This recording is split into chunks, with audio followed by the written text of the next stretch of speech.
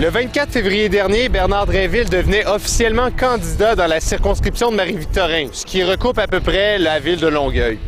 Le chef du Parti québécois, André Boisclair, a livré, comme vous le verrez, un excellent discours dénonçant le fédéralisme canadien actuel, ainsi que les ratés pour la défense des intérêts du Québec par le gouvernement Charest dans les 4 dernières années.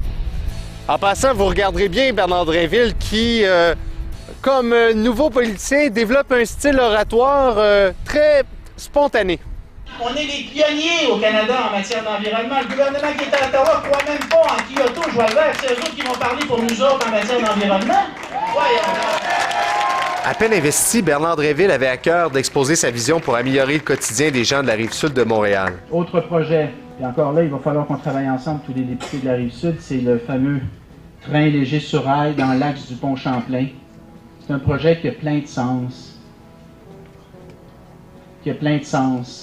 Ça n'a pas de bon sens, le temps qu'on perd dans nos voitures, stallées sur le pont, à pester et à s'empester, hein?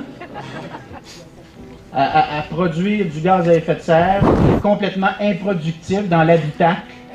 Ça n'a aucun bon sens. Écoutons André Boisclair qui condamne les stratégies et les actions du chef du Parti libéral du Québec. Jean Charest est en train de nous dire que les paiements de transfert qui auront été annoncés pendant la campagne électorale nous seront retirés au lendemain de l'élection. Ça s'appelle, mes amis, du chantage. Puis les Québécois en ont assez. Puis voilà pourquoi on va faire la. Il y avait une énergie formidable ici ce soir. Le chef était excellent aussi. Il a fait un discours à l'emporte-pièce.